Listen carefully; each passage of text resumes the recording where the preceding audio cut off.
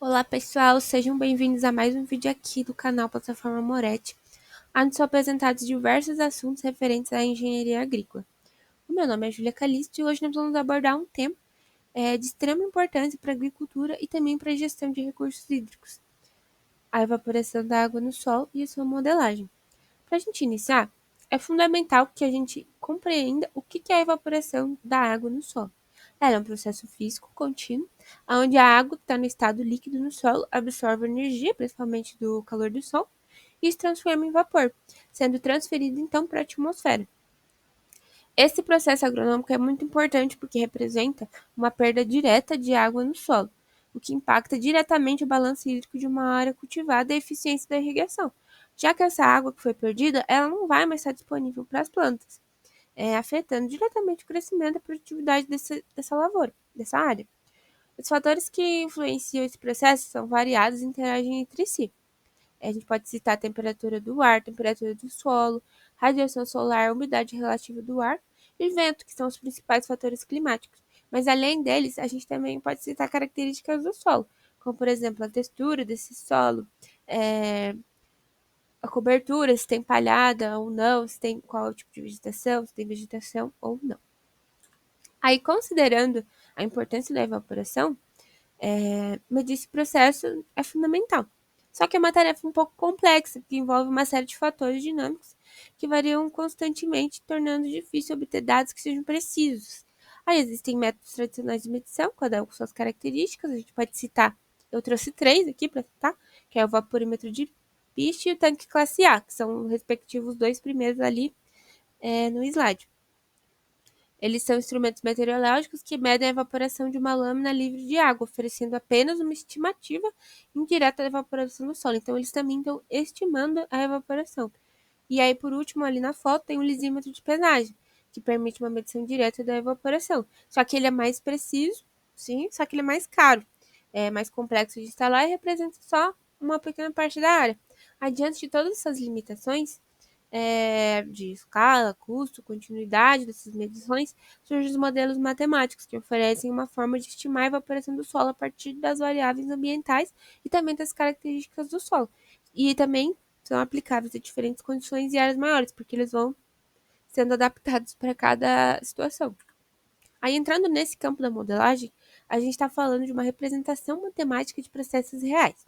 No nosso contexto, o modelo simula a estimativa de água evaporada ao longo do tempo, levando em conta várias variáveis, desde condições climáticas, como temperatura e radiação, até propriedades físicas do solo. Mas por que a gente vai usar a modelagem? Ela tem vantagens significativas, porque a modelagem permite que a gente consiga prever o comportamento da umidade do solo, melhora drasticamente o planejamento agrícola, auxiliando na definição de épocas ideais de plantio, até no manejo da cobertura do solo e também na frequência de irrigação. Isso se traduz diretamente em economia de água e aumento da eficiência hídrica. É, a modelagem viabiliza uma tomada de decisão baseada em dados e simulações, levando à redução de perdas hídricas e um aumento expressivo da produtividade. Também impacta na economia. Em poucas palavras, quando você modela a evaporação, você está irrigando com inteligência, gastando menos e maximizando a produtividade da sua lavoura, porque você vai estar dando o que ela precisa, você não vai estar dando nem menos e nem mais. E aí, dentro da modelagem, a gente tem duas grandes categorias de modelos. Eu falo que, na verdade, são três, porque, além dessas duas, elas também podem se misturar, e aí são modelos híbridos. A primeira são os modelos empíricos, que eu vou citar aqui. Eles se baseiam em dados observados e experimentos práticos. Não se aprofundam nos detalhes dos processos físicos envolvidos, mas descrevem o que acontece com base nas medições realizadas. As características principais desses modelos são a simplicidade de aplicação e também a necessidade de poucos dados de entrada. É, eles são eles têm a grande vantagem de ser fáceis de usar. Só que eles têm a principal limitação, que é a baixa precisão, né? A precisão deles é limitada, e baixa capacidade de generalização. São mais válidos e precisos apenas no lugar que foram desenvolvidos e ajustados, onde foram calibrados. Se você sair dessa área, você pode ter estimativos com erros significativos. Aí aqui eu trouxe alguns modelos empíricos que foram citados em diversos artigos. Aí o primeiro é o modelo da média diária, que foi citado no artigo escrito por Balugani e outros autores, se baseia na ideia de que a evaporação decresce exponencialmente ao longo dos dias após um evento de chuva ou irrigação. Ele requer ajuste de uma constante de decaimento específica, é mais indicado para solos arenosos e climas semiáridos. O outro modelo é o Priestley-Taylor, que foi adaptado por Kang e também outros autores.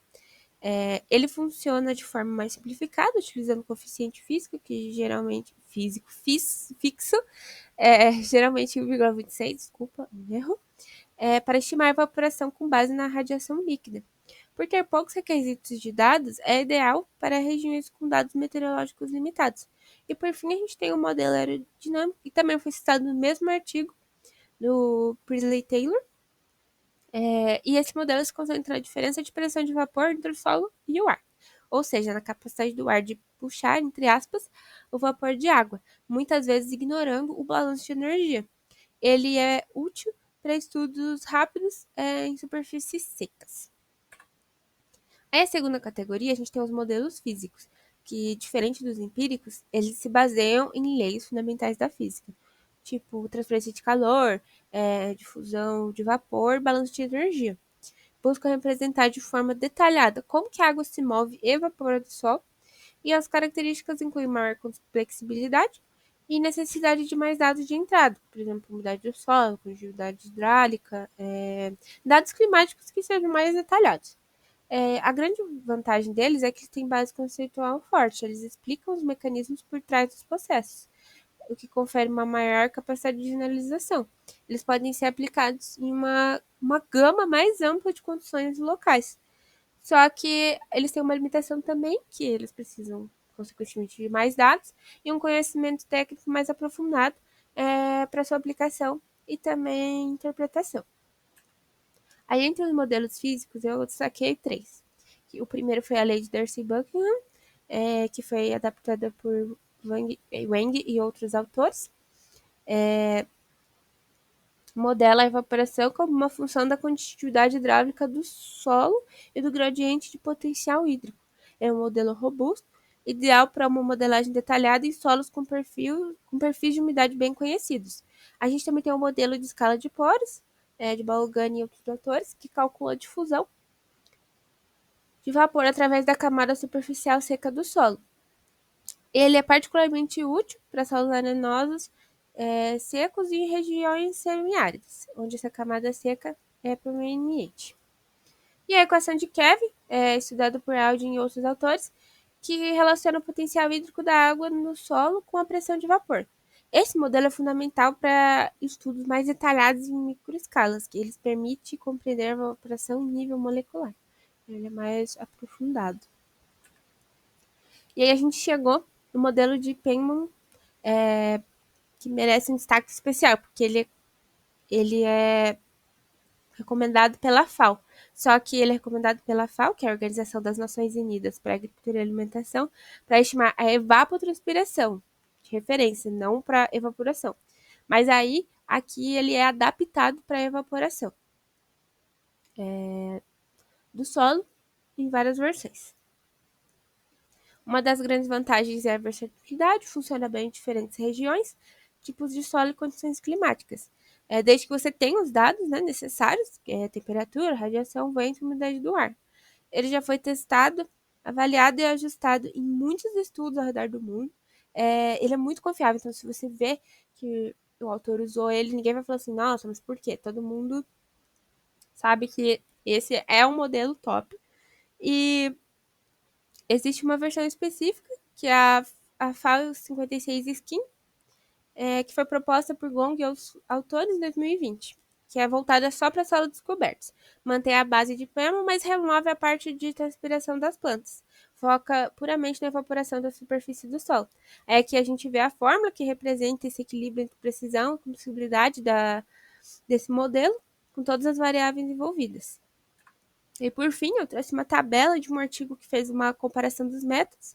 Esse artigo traduzido, o nome dele é Comparação e Análise de Modelos de Evaporação do Solo Descobertos, combinados com dados Aster na bacia do Rio Rei, proposto e estudado por Keng e outros autores, foi publicado em 2019. Aí aqui, o modelo de Pelman foi mais preciso, a base conceitual dele foi balanço de energia e aerodinâmica, teve múltiplas variáveis utilizadas e ele é um modelo mais completo e robusto do que o de Priestley e o aerodinâmico. Então, muito obrigada, agradeço a atenção de todos. E para concluir, a gente compreender e modelar a evaporação do solo é crucial para a gente ter uma gestão eficiente de água na agricultura. Quando a gente aplica essas ferramentas, a gente caminha em direção a sistemas de produção que sejam mais sustentáveis, reduzindo perdas e maximizando a produtividade. Muito obrigada pela atenção.